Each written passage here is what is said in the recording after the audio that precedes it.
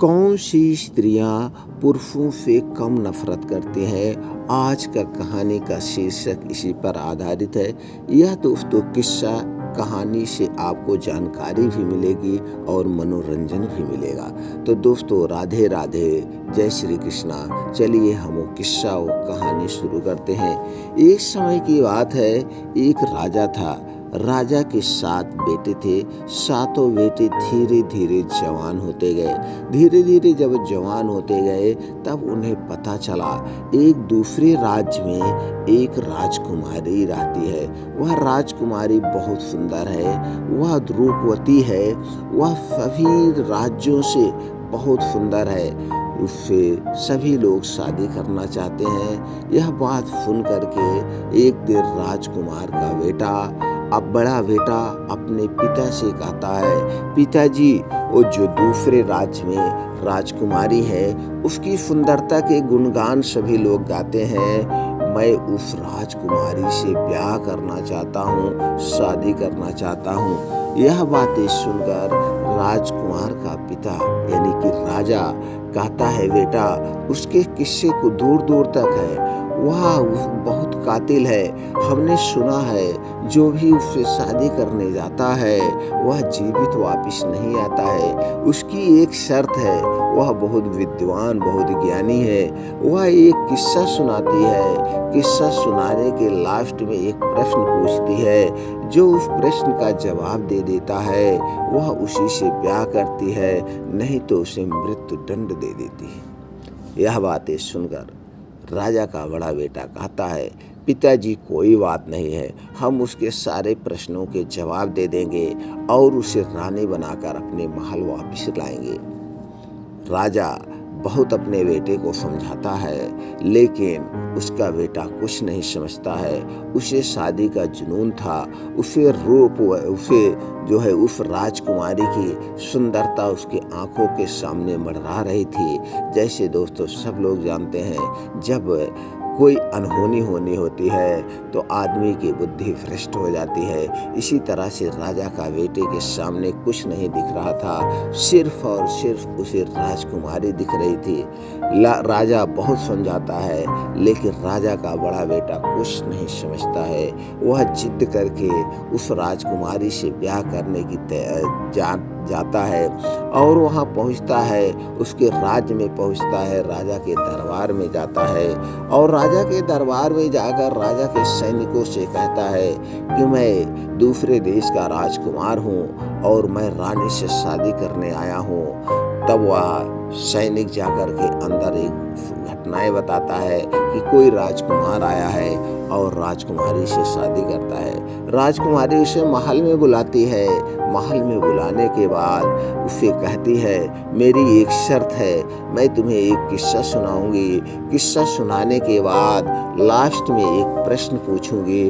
उस प्रश्न का अगर तुम सही सही से जवाब दे देते हो तो मैं तुमसे शादी करूंगी। अगर तुम सही जवाब नहीं देते हो तो मैं तुम्हें मृत्यु दंड दे दूंगी।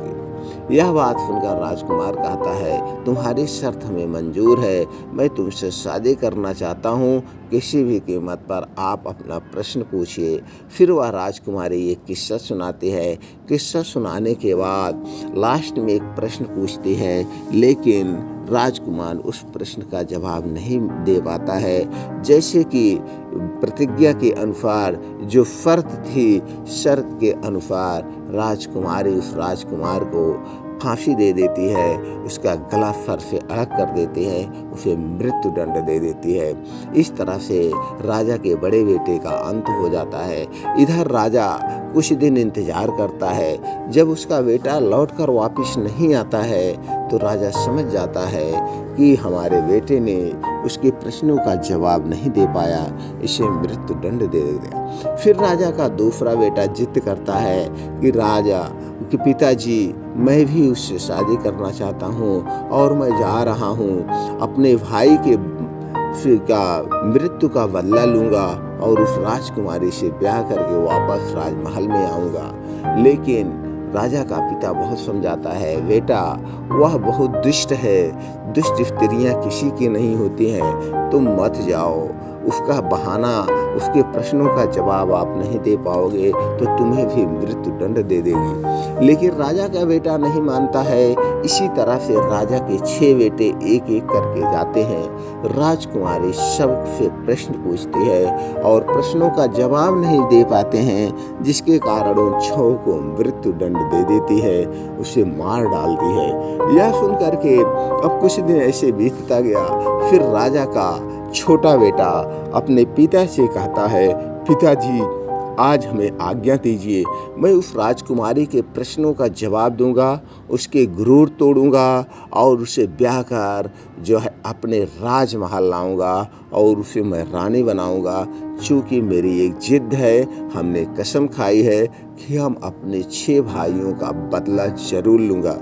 पिता बहुत समझाता है, नहीं बेटा मत जाओ, देखो तुम्हारे 6 भाई मारे गए हैं। ये हो सकता है कि वो नारी बहुत दुष्ट हो, वह नारी किसी की प्रेम जाल में फंसी हो सकता है उस नारी का चरित्रहीनता कुछ न कुछ तो है, जिस कारण से तुम्हारे 6 भाई मारे गए हैं, तुम मत जाओ।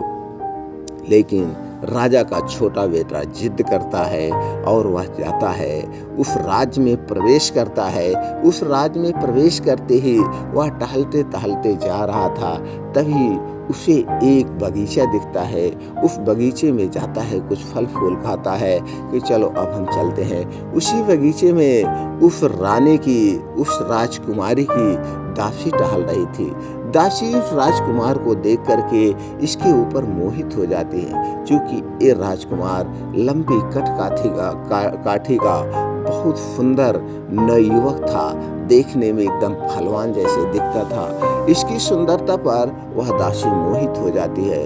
ये मोहित होने के बाद यह कहती है, राजकुमार के पास कहती है, तुम कौन हो जो इस उपवन में आए हो?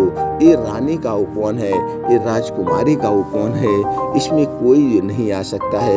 पुरुषों का आना यहाँ पे वर्जित है, जो पुरुष आता है उसे कैद कर लिया जाता है। लेकिन मैं तुम्हारी रूप पर, मैं तुम्हारे जो है इस चेहरे पर, मैं तुम्हारे इस जो है नवयुवक पर, तुम्हारे इस जवानी पर दीवानी हूँ, इसलिए मैं तुम्हें ये सारी चीज़ें बता रही हूँ।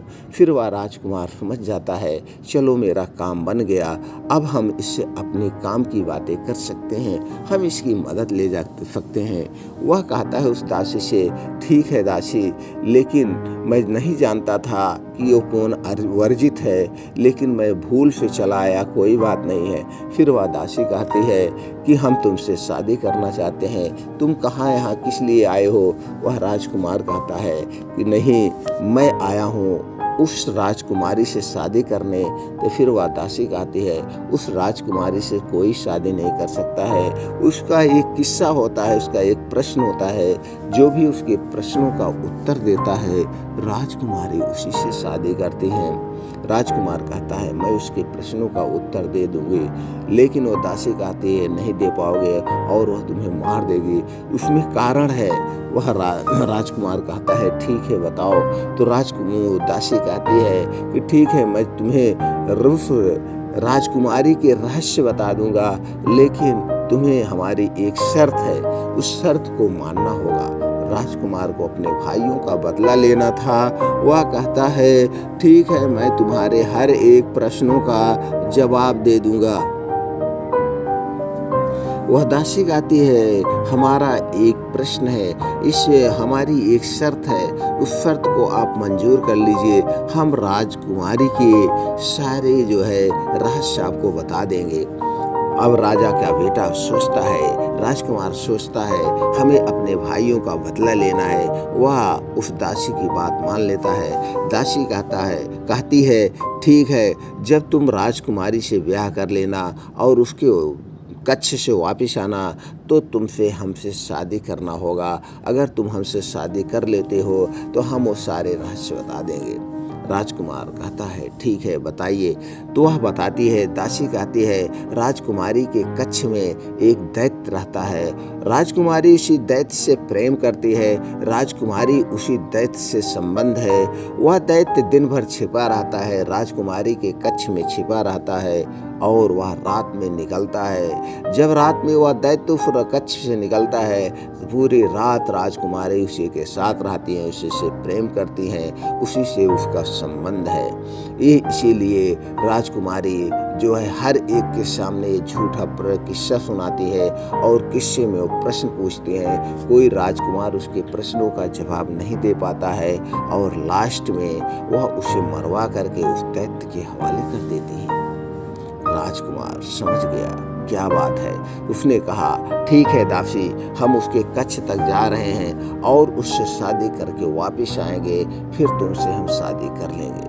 यह कहकर राजकुमार उस महल में प्रवेश करता है। उस महल में जाता है तो उसके सैनिक रोकते हैं। वह कहता है कि जाओ राजकुमारी से कह दो दूसरे देश का एक राजकुमार आया है, वह राजकुमारी से शादी करना चाहता है। फिर वह सैनिक जाता है और राजकुमारी से कहता है, राजकुमारी कहती है कि जाओ उन्हें अंदर लाओ।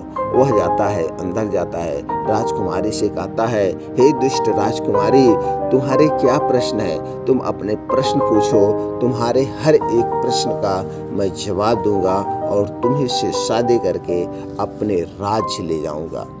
राजकुमारी कहती है, तुम पहले मेरे प्रश्नों का जवाब दो। अगर तुम मेरे प्रश्नों का जवाब दे दोगे तो मैं तुमसे शादी कर लूँगी, जो कहोगे वो करूँगी। राजकुमार कहता है, मैं तुम्हारे प्रश्नों के जवाब दूंगा, लेकिन एक शर्त है, उस शर्त के हिसाब से मैं तुम्हारे प्रश्नों का जवाब दूंगा। राजकुमारी कहती है, कौन सी शर्त है बताइए। वह कहा, राजकुमार कहता है कि मैं तुम्हारे हर एक प्रश्नों का जवाब दूंगा, लेकिन ये जवाब मैं राज्य दरबार में दूंगा। राज्य दरबार जब चलेगा उस समय मैं राजा के समक्ष इन प्रश्नों का जवाब दूंगा और तुमसे शादी करके वापस ले जाऊंगा। फिर राजकुमारी सोचती है, कोई बात नहीं, आज तक कोई मेरे प्रश्नों का जवाब ही नहीं दे पाया, ये कैसे दे पाएगा। यही सोचकर रानी कहती है, ठीक है, तुम्हारी शर्त मंजूर है। कल राजमहल में जब राज दरबार लगेगा उससे मैं अपने पिता के सामने तुमसे प्रश्न पूछूंगी और उसका जवाब दीजिएगा, फिर मैं तुमसे शादी कर लूंगी। यह सोचकर अगले दिन राज्य में राजमहल और राज्य दरबार बैठता है। उस दरबार में सभी लोग उपस्थित होते हैं। उपस्थित होने के बाद फिर राजकुमारी वहीं पे आती है और राजकुमार भी वहीं पे जाता है। फिर राजकुमारी उस राजकुमार के सामने अपने प्रश्न रखती है। फिर वह राजकुमार कहता है, हे महाराज, आज आपकी बेटी के हम प्रश्नों के उत्तर आपके सामने देंगे। अगर हम इसके प्रश्नों के उत्तर दे देंगे फिर हम राजकुमारी से शादी करके इसे वापस अपने महल ले जाएंगे। फिर राजा कहता है, कोई बात नहीं है, मेरी बेटी के प्रश्नों के उत्तर दीजिए और उत्तर देने के बाद आप शादी करके वापस अपने राज्य ले जा सकते हैं। राजकुमारी कहती है, ठीक है, मैं तुम्हें एक किस्सा सुनाती हूँ। इस किस्से के अंत में मैं प्रश्न पूछूंगी। अगर तुम उस प्रश्न के उत्तर दे देते हो तो मैं तुमसे शादी कर लूँगी। फिर राजकुमारी किस्सा सुनाती है। कहती है, राजकुमार एक किस्सा सुनिए। एक समय की बात है, एक राज्य में एक राजा राज्य करता था। उस राजा के एक बेटी थी और एक पत्नी थी। बेटी और पत्नी दोस्तों बहुत सुंदर थी, बहुत ज्ञानी थी, बहुत अच्छी थी। एक दिन ऐसा हुआ कि उस राज्य पर दूसरे राज्य के राजा ने आक्रमण कर दिया। राजा को चारों तरफ से घेर लिया गया। राजा को चारों तरफ से घेर लिया गया। राजा के सारे सैनिक को मार दिए गए। अब राजा समझ में नहीं आ रहा हम क्या करें, अपने घर की इज्जत कैसे बचाएं, यानी कि हम अपनी बेटी और अपनी पत्नी की जान कैसे बचाएं। फिर राजा सोचता है, हम तो अपनी बेटी और पत्नी की बलि नहीं चढ़ने देंगे, इसे इन दुष्टों के हवाले नहीं होने देंगे। यह सोचकर राजा अपनी पत्नी और बेटी को गुप्त रास्ते से कहता है, तुम दोनों बाहर भाग जाओ, हम सैनिकों का यहीं पे हम सामना करेंगे। फिर वह अपनी पत्नी और बेटी को उसी रास्ते से बाहर भेज देता है और राजा लड़ाई करते करते मृत्यु को प्राप्त हो जाता है। अब उसकी बेटी और पत्नी भागते भागते जंगल में जाती है। जंगल में जा रही थी, तभी वहां से एक सेठ अपने बेटे के साथ गुजर रहा था। सेठ अपने बेटे से साथ गुजर रहा था और उसी जंगल में उसकी पत्नी और बेटी छिपी हुई थी। फिर उसकी पत्नी और बेटी छिपी हुई थी, उनकी पैरों के निशान वहीं पे पड़े हुए थे। वह सेठ और जो है सेठ का लड़का बहुत चालाक थे। वह उधर से जा रहे थे तो उन्होंने देखा 2 औरतों के पद चिन्ह, पैरों के निशान है। यह देखकर उसका बेटा कहता है कि पिताजी, उसके पिताजी की पत्नी मर चुकी थी। वह जो है उस समय वो उसकी पत्नी नहीं थी, मृत्यु को प्राप्त हो गई थी, वो भी बिना पत्नी का था। तो सेठ का लड़का अपने पिता से कहता है, पिताजी यहाँ पे 2 जो है पैरों के निशान है, 2 औरतों के पैरों के निशान है। तो पिताजी कहता है, हाँ हम भी दिख रहे हैं, तो चलो ऐसा करते हैं, ये जो 2 है इनको ढूंढते हैं, ये देखते हैं कहाँ मिलती हैं, इनके पैर के निशान को देखते हुए हम चलते हैं। उसका बेटा कहता है ठीक है, लेकिन जो 2 पैर के निशान है, एक थोड़ा बड़े पैर के निशान है और एक छोटे पैर के निशान है। जो छोटे पैर के निशान है उससे हम शादी करेंगे। छोटे पैर के निशान का मतलब है उसकी उम्र कम होगी, और जो बड़े पैर के निशान है उसकी उम्र कुछ ज़्यादा होगी, उनसे आप शादी कर लेना पिताजी। उसका पिता कहता है ठीक है बेटा, चलो हम खोजते हैं। ये लोग कुछ चलते चलते आगे जाते हैं तो देखते हैं, वहाँ पे देख करके अचंभित हो जाते हैं। जो छोटे पद के हैं वो बड़ी उम्र की है, यानी कि उसकी माँ है, और जो बड़े पैर के निशान है वह उसकी बेटी के पैर के निशान है। यह देख करके सेठ अचंभित हो जाता है, लेकिन कहने के अनुसार, प्रतिज्ञा के अनुसार, जो लड़की से शादी सेठ लड़के का पिता करता है और जो है उसकी माँ से शादी लड़के का बेटा करता है, यानी कि यहाँ पर एक सास और एक बेटी बन गई है, यानी कि बेटी सास बन गई है और माँ जो है वो बहू बन गई है। यहाँ पे उल्टा हो जाता है, लेकिन प्रतिज्ञा के अनुसार दोनों शादी करते हैं।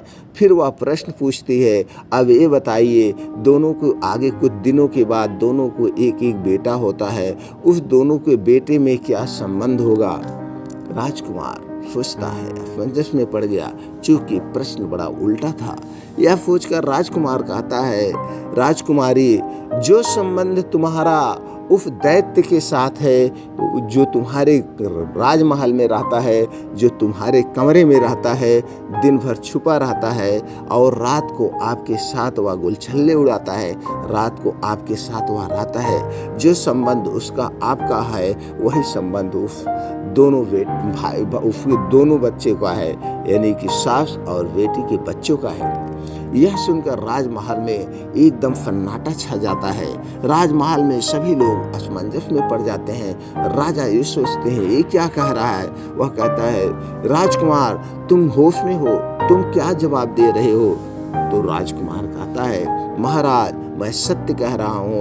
महारानी जो है एक झूठा प्रश्न पूछती हैं और जो है इसी तरह से सबको बंदी बनाती हैं, बंदी बनाकर मृत्यु दंड दे करके उस दैत्य के हवाले कर देती हैं। इनका संबंध वही है, इसलिए ये सबसे झूठा प्रेम करते हैं, झूठा जो है अपने प्रश्न पूछकर सबको मृत्यु दंड देती हैं। यह सुनकर राजा संभित हो जाता है। राजा कहता है, राजकुमार तुम सत्य कह रहे हो। राजकुमार कहता है, महाराज आप अपने सैनिकों को भेज करके राजकुमारी के कक्ष की तलाशी लीजिए। आप राजकुमारी के कक्ष की तलाशी लेंगे, सारी सच्चाई आपके सामने आ जाएगी, फिर आप जो हमें दंड देना होगा दंड दे दीजिए। राजा बहुत न्यायप्रिय राजा था। वह हमेशा अपनी प्रजा के साथ एकदम निष्पक्ष न्याय करता था, इसलिए आज उसे अपनी बेटी के साथ भी निष्पक्ष न्याय करना था। उसने सैनिकों को आदेश दिया, सारे सैनिक जाते हैं और जा करके महारानी की तलाशी लेते हैं, उसके कमरे की तलाशी लेते हैं। तब उन्हें वह दैत्य मिलता है। दैत्य को कैद कर लिया जाता है, उसे मृत्यु दंड दे दिया जाता है, उसे राजमहल में ला करके जला दिया जाता है, मार दिया जाता है, क्योंकि राजा बहुत गुस्से में था। अब राजकुमारी को लाता है और राजकुमारी के साथ भी वह मृत्यु दंड दे देता है, क्योंकि राजा कहता है दुष्ट स्त्री का घर में रहना खतरे से खाली नहीं है, इसे भी मरवा देता है। अब इधर राजकुमार वापिस आता है उस उपवन में, उस बगीचे में जहाँ पर दासी उसका इंतजार कर रही थी। अब राजकुमार उस दासी से ब्याह करता है और ब्याह करके वापस अपने महल आ जाता है, वापस अपने राज्य आ जाता है। इसी तरह से वह राजकुमार अपने 7 भाइयों का बदला लेता है, बदला लेकर के वापस अपने महल आ जाता है। कि जैसे दोस्तों स्त्रियां जो होती हैं वह एक घर की इज्जत होती हैं। स्त्रियां ही चाहे तो घर को बना दे, स्त्रियां ही चाहे तो घर को बर्बाद कर दे। स्त्रियां ही दोस्तों देवी का रूप होती हैं, स्त्रियां ही जो एक वैश्य का भी रूप होती हैं। स्त्रियां जो चाहे वो कर सकती हैं। तो दोस्तों इस कहानी से आपको क्या शिक्षा मिली, आप हमें ज़रूर कमेंट बॉक्स में बताएं। यह एक मनोरंजक के लिए था, यह एक कहानी जो थी यह एक जो है मनोरंजन के लिए थी, हंसी के लिए थी। फिर मिलते हैं ऐसी ही और ज्ञानवर्धक मनोरंजन कहानी के साथ।